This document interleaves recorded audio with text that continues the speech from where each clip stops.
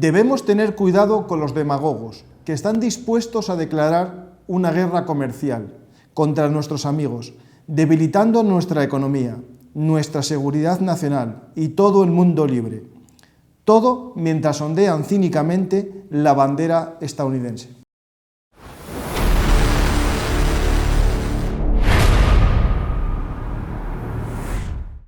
Alguno pensará, ¿qué está diciendo este hombre? Pues no son mis palabras, son las palabras de Ronald Reagan en una transmisión de radio en los años 80. Cosas de la vida. Este hombre, para mí el ejemplo claro del republicanismo estadounidense, parece que no coincide con Donald Trump, que puso su retrato en el despacho Oval. Cosas de la vida. Empezamos la partida de Juegos de Poder. Hola, José María, ¿qué tal? Hola, ¿qué tal? Buenas. Hoy vamos a hablar de muchos temas, mucho de política y, por desgracia, nos centraremos solamente casi en Donald Trump, en esa parte de política, ¿no? Sí. Tenemos de todo. Aquí creo que el mundo se está volviendo un poco loco, hay un caos geopolítico impresionante. Sí. Estados Unidos, por un lado, propone aumentar el gasto en defensa, pero él mismo pide una reducción de gasto en el Pentágono, y ayer publicó dos cosas la Secretaría de Defensa, es decir, el organismo que dirige a todo el ejército, digamos el Ministerio de Defensa estadounidense, dos cosas. Un tuit que era: somos el ejército más grande del mundo, de la historia del mundo, a 4 de marzo del 2025. Y otro tuit al momento de que habían descubierto, gracias a la agencia esta de Trump, un despilfarro de no sé cuántos millones de dólares. Es decir, por un lado somos los más grandes, pero por otro lado vamos a cortar, ¿no? Sí. Pero claro, ¿qué pasa esto? Que, si te recuerdas, lo hablamos aquí en un programa que ya había comentado el gobierno de Trump, que quería reducir el gasto en defensa y que había hablado con China y con Rusia para hacerlo, ¿no? Sí. Pues la respuesta de hoy: al parecer China no está muy por la labor y hoy anuncia un incremento del 7% del presupuesto de defensa. Está por la labor de reducirla a ella. Eso, que no está... Porque Trump proponía reducir los gastos todos. No. Pero China, por su parte, China hoy aumenta un 7% el gasto en defensa. Sí. Y yo tengo mi teoría, que por desgracia creo que puede ser acertada. Lo que está haciendo Donald Trump con Ucrania no va a servir para pacificar este mundo, va a servir para activar conflictos como el de Taiwán.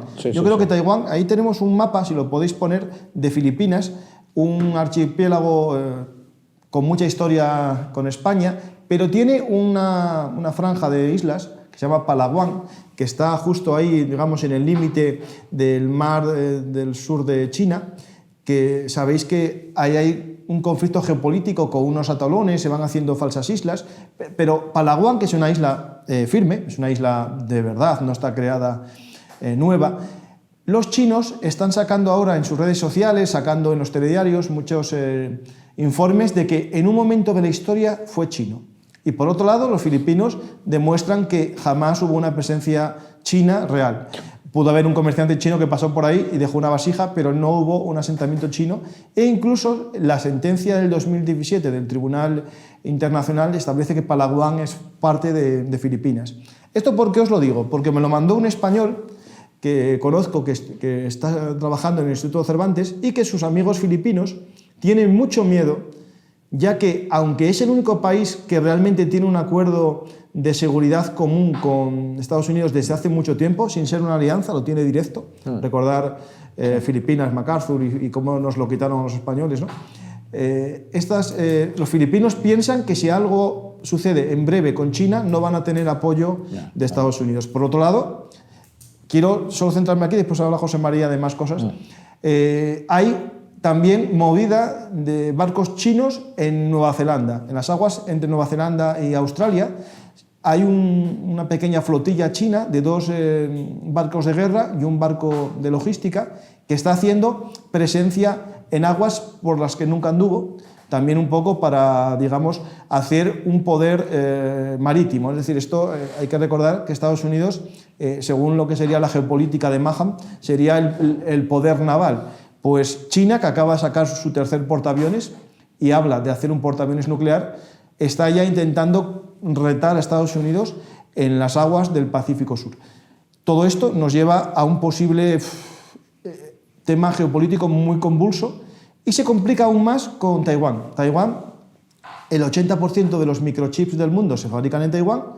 Resulta que Donald Trump dijo hace poco que había llegado a un deal, ¿no?, a un acuerdo, de que TSMC, la mayor empresa mundial de semiconductores y componentes, va a montar 6 factorías en Estados Unidos, ya tiene una, y que va a invertir 100.000 millones de dólares allí.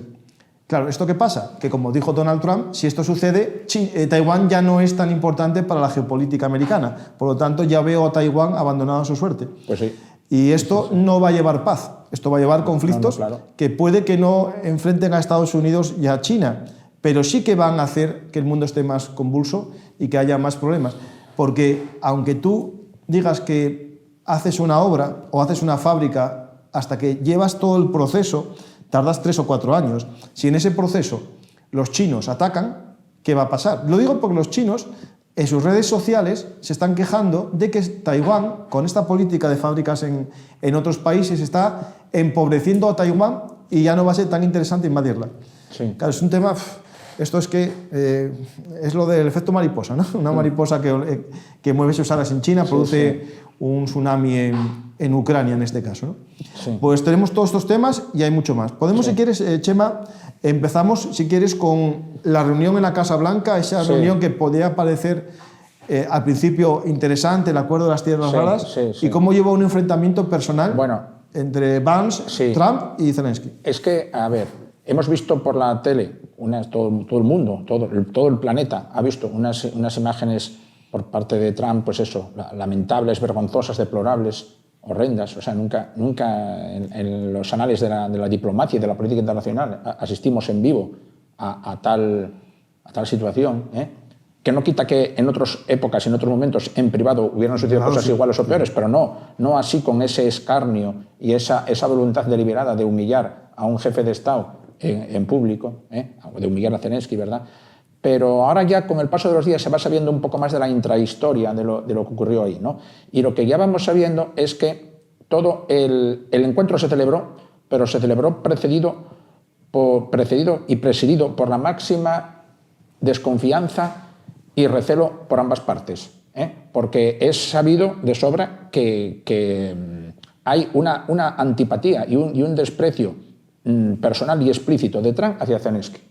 También lo existe por parte de Putin hacia Zelensky, y eso ya es conocido, pero yo creo que aún es mayor y más evidente por parte de Trump hacia Zelensky. Bueno, hay que recordar el affair del 2016, todo eso, claro, que al final le echa la culpa a él del impeachment. Y Trump considera, al igual que Putin, Trump considera a Zelensky un don nadie que cómo se atreve siquiera a ser presidente de un país. Entonces, claro, Trump, igual que yo he dicho aquí muchas veces que Putin no soporta o no tolera tratar de igual a igual con Zelensky, Trump a su vez tampoco soporta y tolera tratar de igual a igual con Zelensky. Y ya partimos de esa base.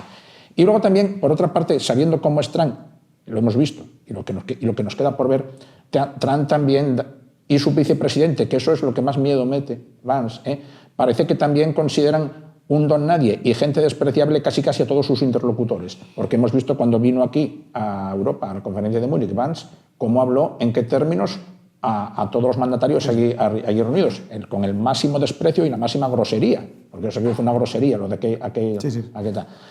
Y así son y así funcionan. Bien, entonces, claro, esos eran unas bases muy malas para dar pie al encuentro. Pero el encuentro, a trancas y barrancas, se convocó y se produjo.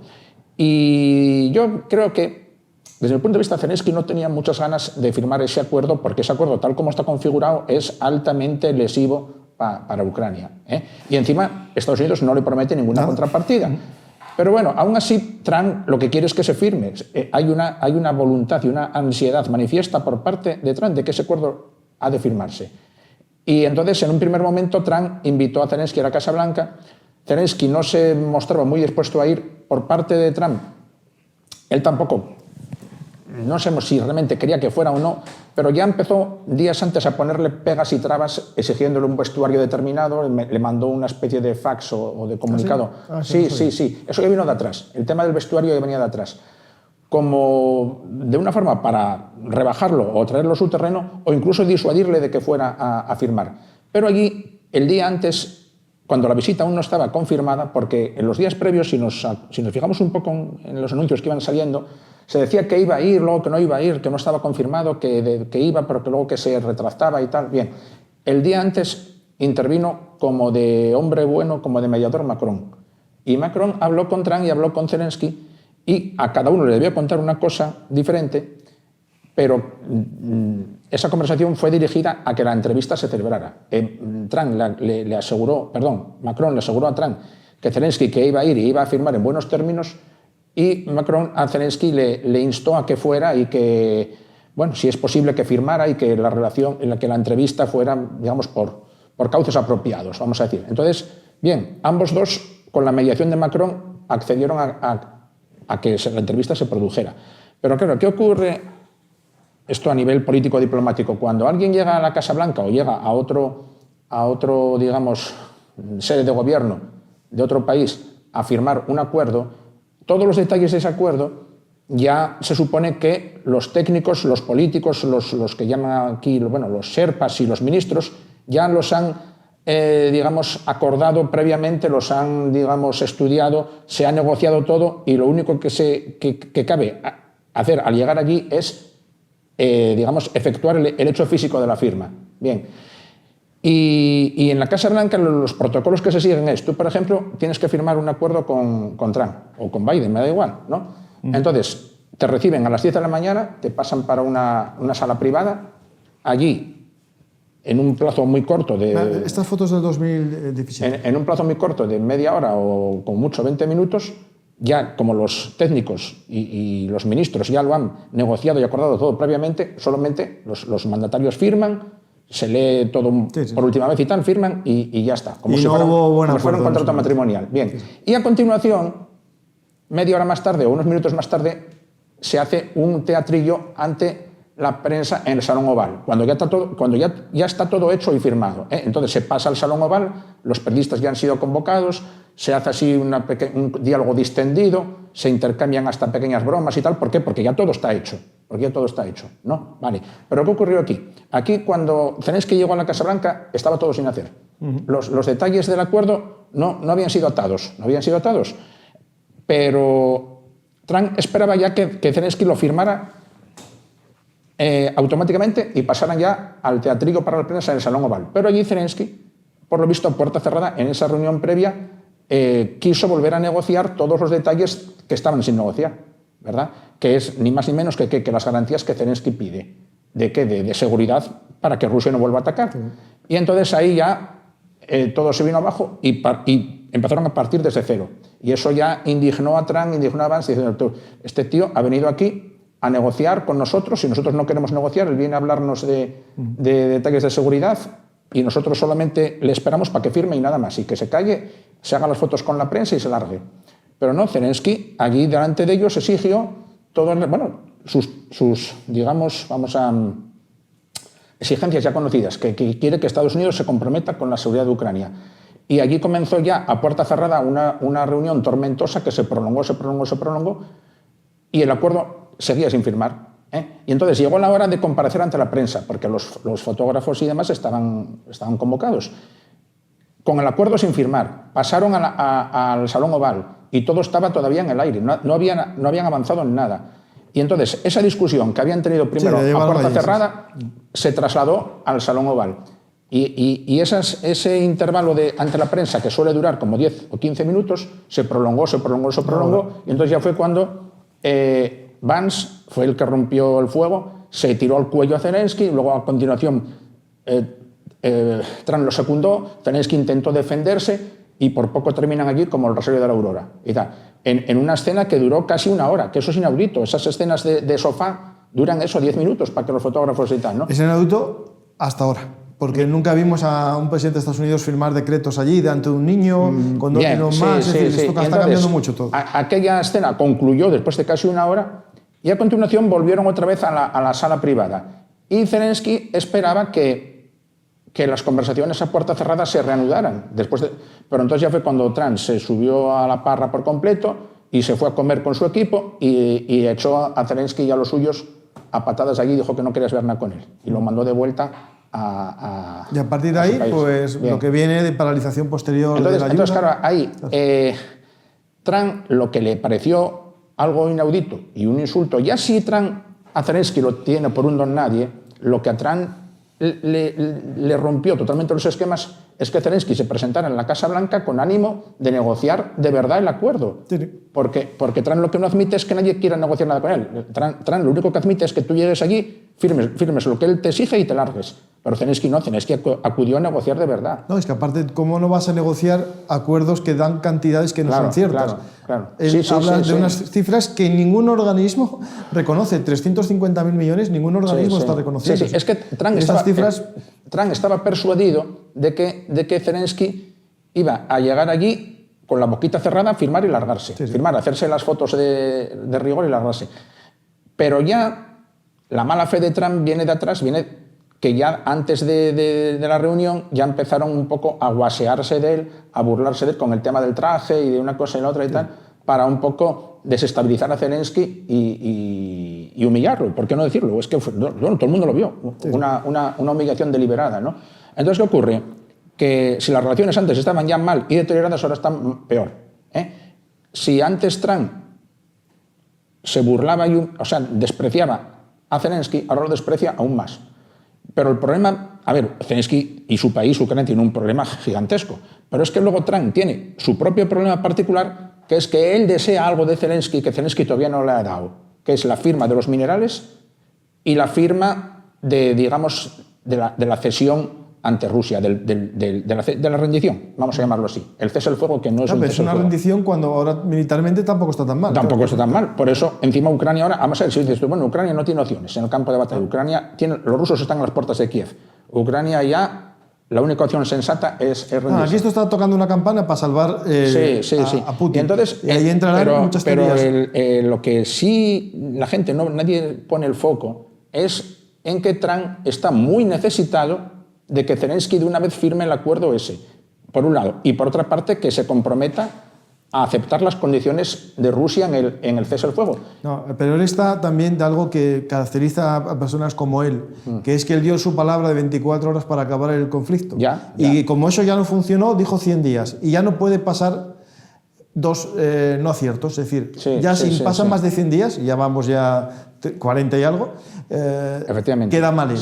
Aparte que después haya teorías como lo que dijo Vance en un pasillo cuando le preguntaron y dijo, claro, que estaba muy preocupado por la economía rusa, que no está bien. Es decir, como que le preocupará a la estadounidense y como mucho la ucraniana que le estamos defendiendo, ¿no? Es muy extraño todo. Es decir, hay sesgos muy extraños. Pero aquí lo que estamos viendo es que Zelensky, que es el mandatario de un país que lucha por su supervivencia, claro, Zelensky ahora ya le perdió miedo a todo el mundo. Ya le perdió mio al Putin y ya le perdió miedo a Trump también. Pero sabe que después le quita las armas. Pero otro mandatario llega a la Casa Blanca, el nuestro, o de otro país, o de Grecia, me da igual, hombre, llega allí un poco se cohíbe y firma lo que le manden y se calla y se deja intimidar. Pero claro, Zelensky, su vida está amenazada ya desde hace 3 años. Ya desafió a Putin, ya sobrevivió a atentados, a bombardeos y tal. Ya no le tiene miedo ni a Trump ni a nadie más, ya le da igual.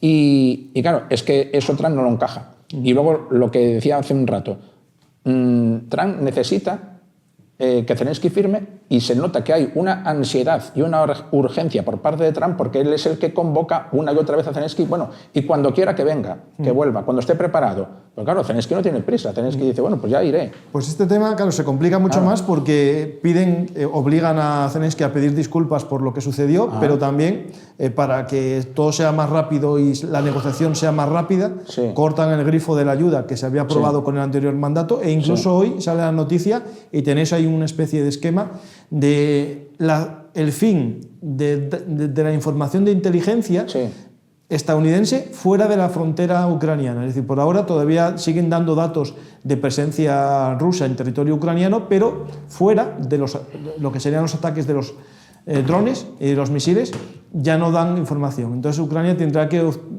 conseguirla de fuentes abiertas o de agentes que tenga por ahí en territorio ruso. Lo digo porque esto es muy importante, habíamos comentado que era uno de los mayores problemas que podía tener Ucrania y está ahí. ¿Qué pasa? Que esto no acaba aquí. esto es una guerra que está a todos los frentes. Es decir, empecé a hablar de Ronald Reagan y está la guerra comercial. Habíamos hablado de la guerra arancelaria con México y Canadá, que se había suspendido durante un mes y ayer tocó la reactivación. ¿Y qué pasa? Que, claro, él cree que él es el gallo del gallinero y nadie le va a negar su derecho a poner aranceles, ¿no? México ya responde que le va a poner aranceles de vuelta y Canadá también. Trudeau y el jefe del Partido Conservador, los dos, dicen lo mismo. Esto es una agresión a Canadá, que hasta ese momento era el mejor aliado de Estados Unidos. Es que es muy extraño esto que está haciendo. Y para Europa todavía no vino dura la torta, vino lo del aluminio y ahora se habla del arancel a todos los productos agrícolas y ganaderos del mundo y para ello dice que se pongan a trabajar duramente los ganaderos estadounidenses. Es que no es tan fácil porque hay productos que no producirán y otros que hace falta plantarlos y tardan meses. Parece que no está aprendiendo de lo que le está pasando al precio de los huevos, que ha subido por la gripe aviar, pero también va a subir más cuando no haya productos exteriores o tengan un arancel. A ver, el arancel, según su teoría, va a implicar que aumente la producción interna, pero no es tan cierto eso tampoco porque hay un coste de cambio de producción de un producto a otro, eso cambias, tarda tiempo, pero aparte, si quieres hacer una nueva industria, tienes que crear y tener mano de obra suficiente. Y tampoco Estados Unidos a lo mejor tiene mano de obra suficiente, porque si expulsas a los inmigrantes que hacen los trabajos más precarios en la agricultura, tampoco lo tienes de sobra. No creo que muchos de los votantes que protestan sobre este tema quieran ser ellos jornaleros en el campo. Es decir, es un tema complejo y que no es tan fácil. Y por otro lado, crear industria de semiconductores tampoco es el éxito asegurado, porque en Estados Unidos tengo noticias de cierres estos días de alguna fábrica de semiconductores porque no son competitivas o porque no hay suficiente mercado en algunas cosas. Es decir, lo que está claro es que la guerra arancelaria, si se gana o si gana Trump en su truco, en su juego, va a ser a largo plazo. Al principio va a haber un choque, va a haber una subida de precios, una inflación y el consumidor medio estadounidense lo va a pagar y de hecho lo está pagando. La Reserva Federal de Atlanta dice que el PIB estadounidense no va a subir, sino que va a decrecer hasta un 2% si siguen estas políticas en el año. De hecho, el mismo día que anunció esto, bajó la bolsa. A la vez que él hablaba, bajaba la bolsa, porque, claro, los capitales son complejos. Y después, ayer dijo, no, hoy, horario español, ayer, en Estados Unidos, dijo en el Congreso, en una reunión que duró más de 1 hora y 40 minutos, el discurso más largo, varios mensajes que era la nueva era estadounidense, la vuelta de América, ¿no? America is back, ¿no? Es decir, una especie de neoimperio estadounidense. Y lo digo neoimperio porque en un discurso de un jefe de Estado, de un presidente estadounidense, yo no me suena haber oído en los últimos años lo de volver a coger Panamá, y ahora ya dice que dos cosas, que Panamá murieron 30.000 obreros estadounidenses, yo quiero ver eso, porque muchos de los que murieron serían panameños, no tengo duda ninguna. Y de otros lugares del mundo. Y mano de obra china. Allí fue a trabajar trabajadores de chinos, que fueron españoles. Yo conozco, a ver, no conozco, pero conozco la historia de alguien cercano a mi familia que fue a trabajar al canal de Panamá y sobrevivió y regresó y luego continuó en España. Es que, a ver, ese dato es falso. No murieron 30.000 estadounidenses porque la mano de obra no era estadounidense, el 99% de seguridad. No lo quiero asegurar, no soy él, no quiero falsear datos, pero no estoy seguro casi. Y después hay que recordar que las ampliaciones las pagó Panamá, que estuvo España haciendo la última ampliación del canal. Ahora, BlackRock, el famoso fondo que todos los prorrusos decían que era la causa de la guerra de Ucrania y que era el arma de Biden geopolítica, ahora mismo BlackRock va a comprar los 2 puertos que estaban participados por China, los va a comprar en parte BlackRock para que sea Estados Unidos el que controle los 2 extremos. Lo digo porque si eso queda ahí, bueno, es algo mercantil, no pasa nada, pero si hay una invasión terrestre, a ver cómo se justifica desde el punto de vista de la legalidad internacional. Segundo, amenazar a Canadá, un vecino, de que lo va a anexionar, tampoco suena muy bien. Decir a los groenlandeses que se independicen y que después entren en Estados Unidos, que están invitados, cuando el 87% de los groenlandeses dicen que no quieren ser estadounidenses. Por lo tanto, a ver cómo van las cosas. Es decir, yo me tienen que explicar muchas cosas porque hay cosas que no entiendo. Y segundo, cuando también se habla de una posible ataque a los cárteles mexicanos sin permiso de México. Es decir, esto se complica mucho el panorama y todo esto unido a situaciones que se van liando y se van a liar más en el Pacífico. Yo el Pacífico lo veo muy problemático y con esto que estamos viendo más todavía. ¿Quién me queda? Ah, una cosa, es verdad, se me olvidó una cosa, y yo hoy que vengo de camisa, otros días vengo de polo, lo de juzgar a la gente por el traje, ¿no? Es decir, es verdad que en la diplomacia hay una etiqueta, ¿no? Hay, los diplomáticos van de chaqué en la toma al dar las credenciales, pero también la forma de vestir es un mensaje, ¿no? Es decir, cuando Zelensky llegó vestido de táctico, de casual, casual militar, táctica. Esa ropa... Sí, ahora en vez de decirse ropa de campaña, ahora se dice ropa táctica. Sí, se dice táctica, sí. Pero es la ropa de campaña de toda la vida. Sí. Ahí, esa ropa, sabemos que es un icono de Zelensky. Zelensky va a todos los lugares del mundo vestido así. ¿Pero por qué hace eso? Lo hace para recordar que su país está en guerra. Esa ropa que lleva se parece a la de los soldados, pero también se parece a la ropa que muchos compramos para ir de monte o ir de fin de semana, y también algunos para estar en casa y poder salir a tirar la basura o poder salir a lo más triste, cuando suena la sirena. Esto nosotros no lo estamos viviendo, pero por desgracia en Ucrania están en su casa, suena la sirena y se tienen que salir al refugio, al metro. Y no puedes estar en pijama todo el rato. Entonces suena, o hay la ropa esta de guerra. Esto no es un invento actual. Hubo un personaje que muchos admiramos y nos parece un personaje de los más importantes del siglo XX, que es Winston Churchill, que creó una ropa que se llamaba la ropa o el traje de sirena, no porque recordase a una sirena, una bella sirena, sino que era el que tenías puesto para cuando sonase la sirena. Ahí lo tenéis en la Casa Blanca, en Estados Unidos, delante de los medios, recordando que mientras los estadounidenses estaban en paz, él estaba en guerra en el Reino Unido.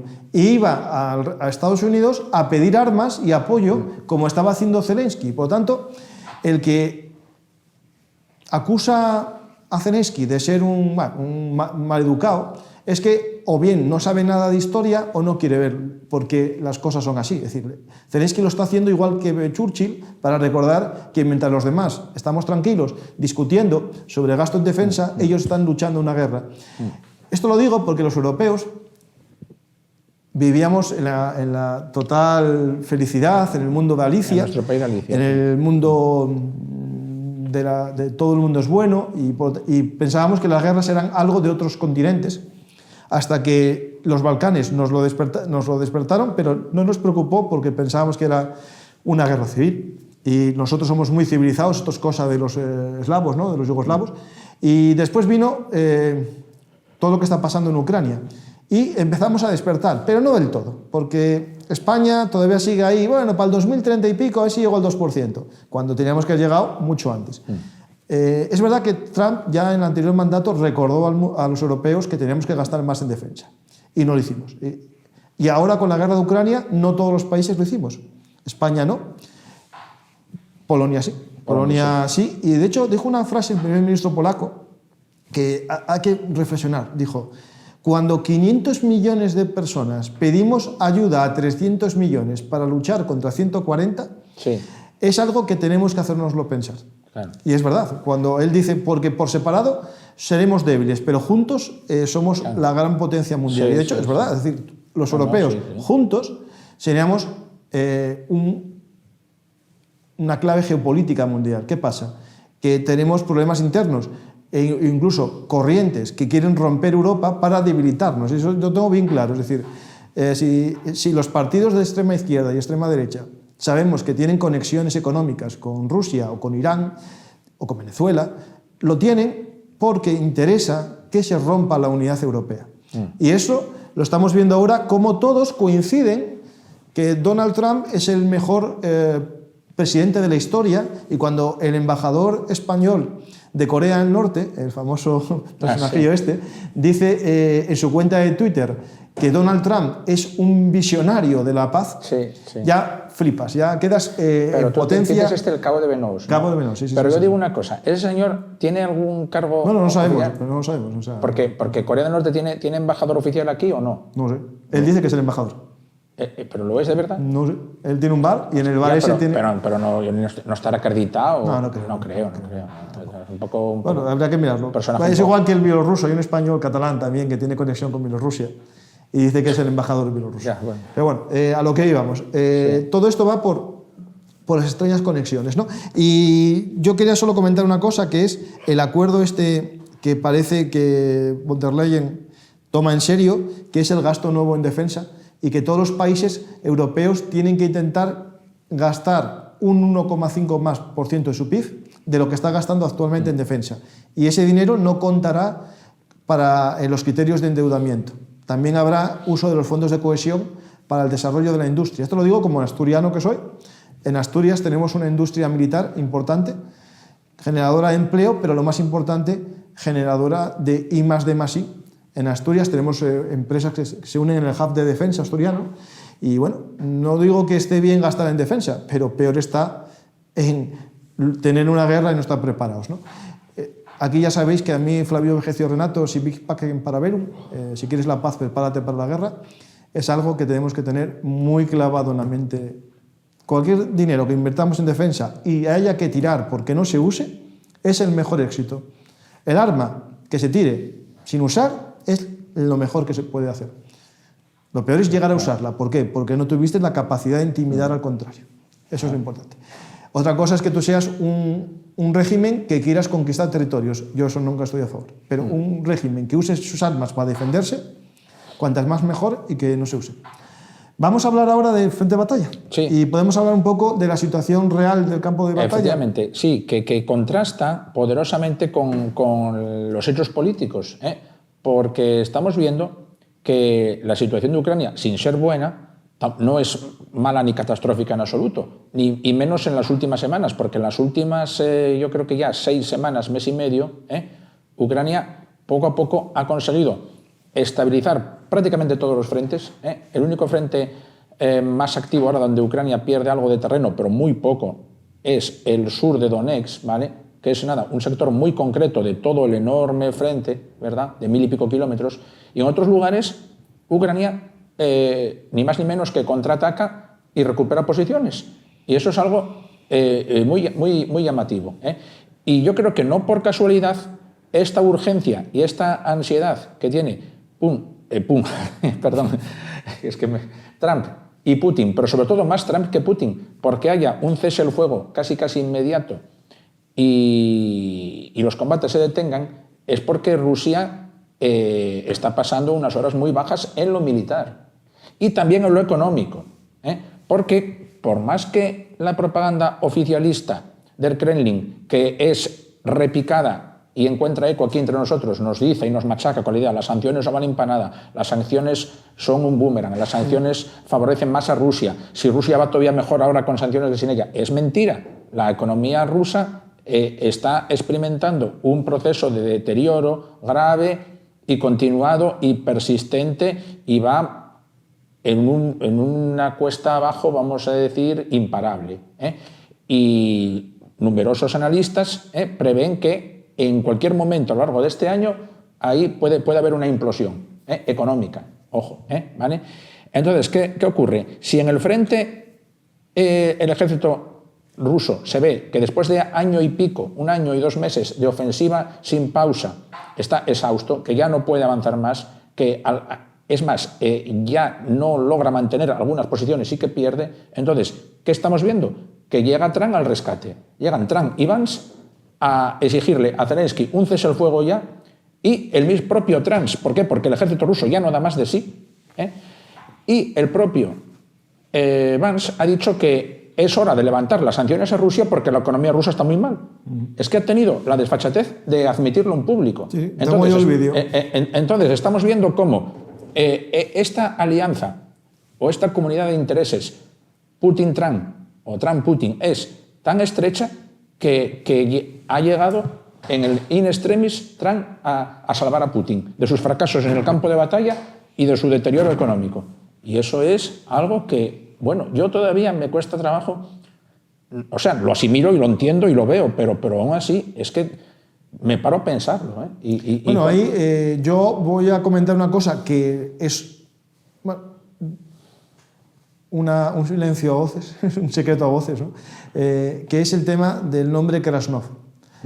Krasnov es un nombre que un jefe del servicio secreto del KGB, FSB de Kazajistán, comentó ya hace unos años que había un activo, un empresario que en el año 87 viajó a Rusia para ser captado por los servicios secretos. Cosas de la vida, en el año 87 Trump estuvo en Moscú y en San Petersburgo para abrir un hotel con invitación del embajador ruso en Nueva York para hacer un hotel en el Kremlin en la época de Gorbachev. A Gorbachev no le interesó, pero él nunca rompió esa posibilidad y posteriormente, ya con la época de Yeltsin en el 95, volvió a Moscú y ahí empezó una relación con varios oligarcas que todos aparecen, ¿no?, en el famoso impeachment. Cuando le hacen el impeachment hay una investigación de más de mil páginas en la que aparecen documentos que prueban esa relación directa con las mafias y las oligarquías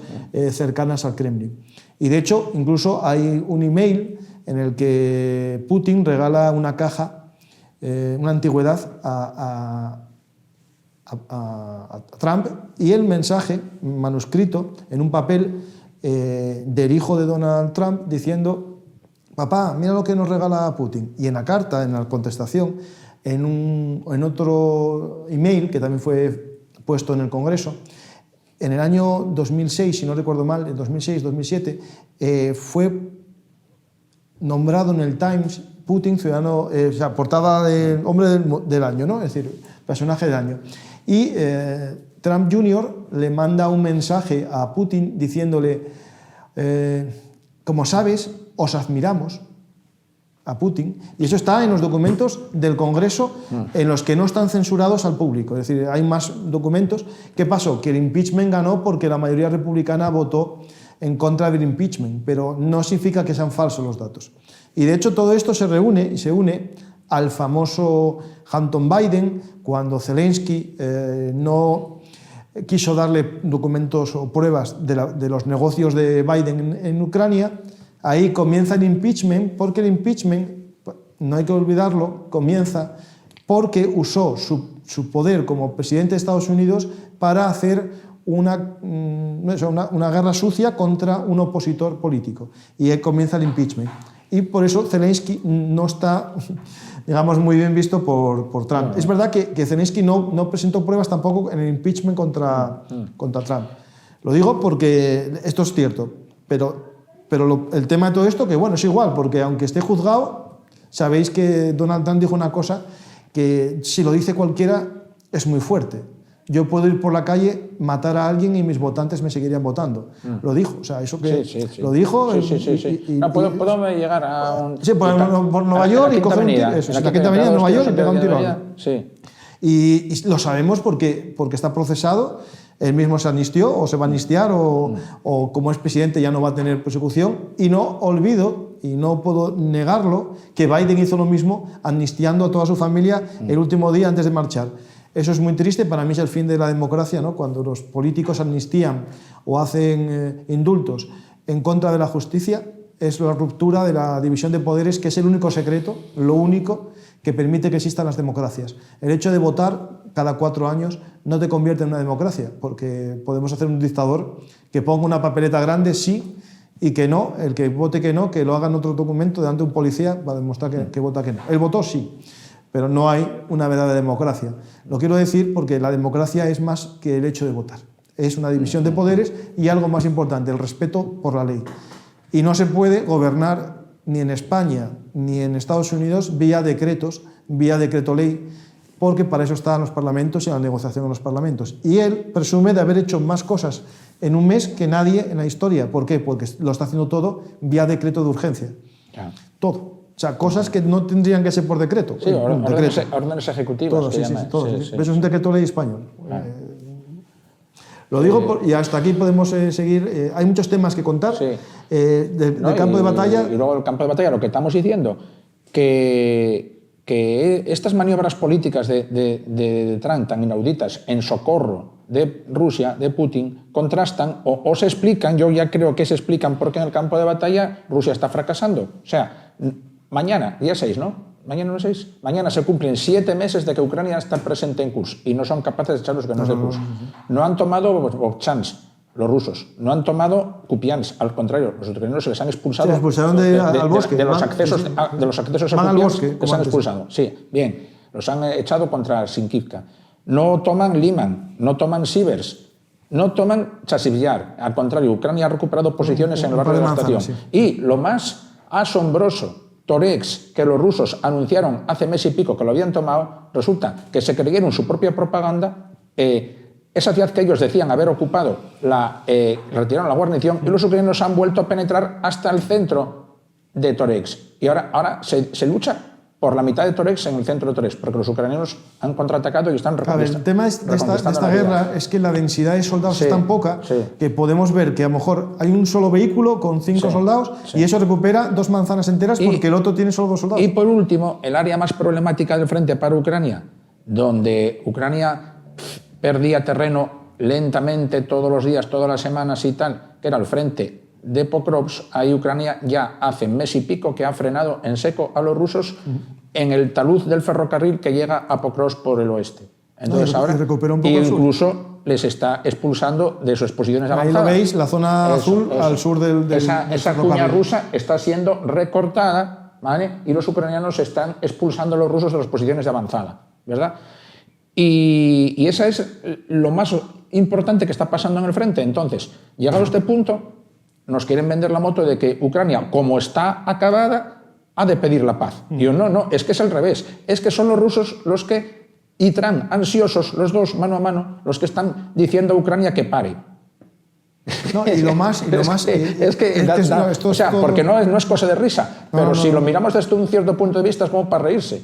Y después, cuando hablamos de paz, está convocada en España una manifestación por personajes con clara tendencia prorrusa y vínculos con China, y ahora todos son trampistas también. Es decir, los que hablaban de la anglosfera, de que el mundo hispano tenía que luchar contra la anglosfera, ahora son todos trampistas, que quiere expulsar a los hispanos de Estados Unidos. El primer presidente que quiere poner como lengua oficial el inglés para que el español no tenga peso en Estados Unidos.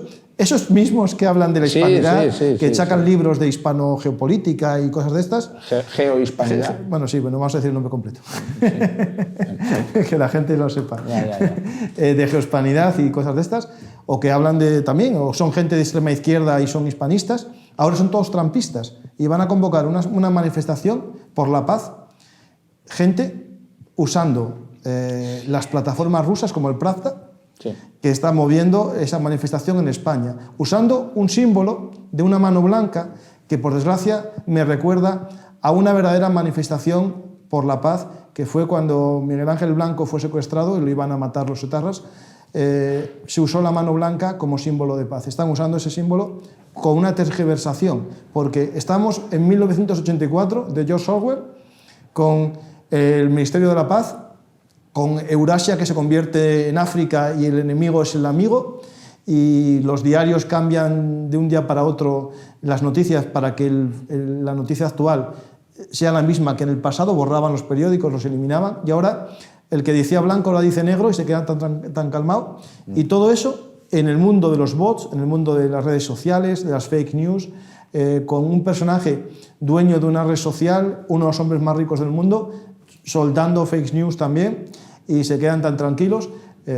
Yo creo que tenemos que centrarnos, alejarnos un poco de los extremismos que nos están llevando, tanto de un lado como de otro, y buscar el raciocinio, el sentido común y lo que une a más gente, que es el bien común, en vez de buscar cosas muy extrañas por un lado o por otro. Es decir, todo el mundo tiene razón en algo, los de un lado y de otro. Muchas gentes pensamos, o muchas personas pensamos, que lo que había en la política no era correcto, pero tirarse al fuego porque quieres escapar del sartén tampoco es una buena solución, ¿no?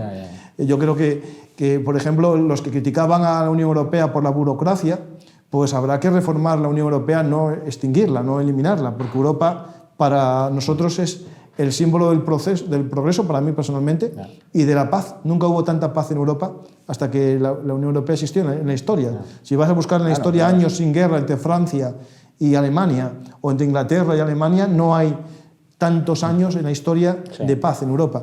Y, por ejemplo, hay errores que se pueden arreglar. Hoy mismo la Unión Europea, la Comisión acaba de sacar un error que fue la velocidad para la transición ecológica de la industria del automóvil, que iba a haber multas por la emisión de CO2. Cada marca de coches tiene que tener un total de emisiones en sus modelos. Entonces tenía que compensar unos modelos con otros para no superar unos porcentajes. Ahora se va a suspender durante 3 años las multas y espero que más tiempo. Y lo más importante, se va a aprobar por ley una serie de subvenciones para fabricación de baterías eléctricas en Europa. ¿Por qué? Porque el 80% de los coches europeos usan baterías chinas, que tampoco es la solución. Es decir, vamos a ser sentido común. Y hay también la idea de que en un futuro cercano el 90% de las piezas de automóvil europeos sean hechas en Europa. Eso es lo que tenemos que hacer. Ahora dirá Donald Trump, tenía razón yo en decir que la Unión Europea se creó para ir contra Estados Unidos. A ver, ahí tiene razón. Eso es verdad. Pero Europa es un mercado que también hay que cuidar. Tú no puedes insultar a tus consumidores, ¿no? Si tienes 500 millones de consumidores con poder adquisitivo alto, que en el mundo no hay, no los insultes, no les llames tontos. Porque podemos comprar productos de otro lado. Es decir, ¿dónde es? ¿En Noruega? ¿En Suecia? Hay un boicot ya. En Noruega, un boicot a surtir combustible a los submarinos. No, y de comprar productos. ¿Perdón? De comprar productos estadounidenses. Sí, lo que tú dices fue a un barco de guerra estadounidense que no le dieron combustible. No le dieron combustible, sí. Bueno, eso tampoco lo veo muy bien porque estamos en la OTAN todavía. Por cierto, Elon Musk y algún senador republicano ya dicen que hay que salirse de la OTAN. Lo digo ahí porque no sé yo hasta qué punto... Ellos ahora lo que proponen, el nuevo gobierno de Estados Unidos, es llevarse mal con todo el mundo menos con Rusia. Menos con Rusia, mal con todo el mundo. Pero Rusia se lleva muy bien con China, no va a dejar de llevarse bien con China. Claro, van a ser tontos. Y es hasta cierto punto divertido ver cómo reacciona y cómo comenta la jugada los portavoces del gobierno ruso. Porque, por un lado, están satisfechos, pero al mismo tiempo mosqueados, porque no acaban de creerse la buena suerte que hicieron, que se les viene encima. Bueno, la gran inversión que hicieron en el año 87. Sí. Sale hablando el Peskov, el portavoz, y tal. Y el tío habla así como un poco entre jiji, jaja, entre risas y tal, alabando las medidas sensatas que por fin toma el gobierno de Trump. Pero al mismo tiempo deja un poco la puerta abierta diciendo, y este tío no sé yo si al final no saldrá rana. Sí, es muy extraño todo. La verdad que es todo muy, muy extraño. Sí. Pues finalizamos el programa de hoy. Espero que os haya servido un poco para ver el panorama geopolítico, muy convulso, muy cambiante, que por desgracia lo que decimos hoy mañana puede cambiar, depende de cómo se despierte Donald Trump, Xi Jinping o Putin, o cómo se despierte la Unión Europea en una reunión que haga de estas urgencias, que últimamente parece que son productivas. Hoy mismo, si no recuerdo mal, se reunió Macron con el húngaro. ¿Orbán? Sí. Bueno. No tengo información ahora mismo de qué pasó. ¿Sabes la sorpresa agradable que estamos viendo últimamente? Que yo ya tenía buen concepto de ese señor y me está, de momento, confirmando mis pronósticos, que veo que fuera de la Unión, pero dentro de Europa, por supuesto, el primer ministro británico, Starmer, que parece un tío de altura. Yo creo que una de las cosas que más se está arrepintiendo los británicos es haber salido de la Unión Europea, y salieron en gran parte por campañas de estas de desinformación, populismo, del Brexit, que después estaba conectado y se supo dónde surgió. Cualquier día vuelven, ya verás. Tiene pinta de que van a volver. Bueno, pero por lo menos ya están en las reuniones de seguridad de la Unión. Pero bueno, el Starmer, lo que he dicho, parece buen elemento. Yo creo que es un activo que está trabajando, está haciendo una labor buena. Si te oyen algunos dirán que los británicos son los que quieren la guerra. Ahora ya los anglos son solo los británicos, ya los estadounidenses no son anglos. No, ahora que son los buenos. Americanos. Sí. Bueno, es que eso se ve en las terminales mediáticas de ese universo prorrusoide, o de extremista de los dos extremos. Trump, según la última ventolera que le dé, para ellos es un héroe o un demonio. Sí, pero ¿sabes? Pero es cierto porque hubo unas semanas aquí atrás en que parecía que amenazaba con sanciones a Rusia. Entonces Trump era el gran satán. Y ahora como se ha echado en brazos de Putin ya... Bueno, lo último que dijo es que quería estudiar qué sanciones podía quitar para mejorar a Rusia, lo dijeron ayer. No, claro, es que lo hemos dicho antes, la economía rusa camina en el alambre, cualquier día se puede caer, entonces quieren acudir rápido a salvarla. No, es para evitar un colapso, sí. Bueno, para lo que sea. Pues muchas gracias, José María, y gracias a todos los que estáis en el programa. Espero que os haya gustado. Nos vemos el próximo miércoles aquí en Juegos de Poder y hasta la próxima. Muy bien. Partid.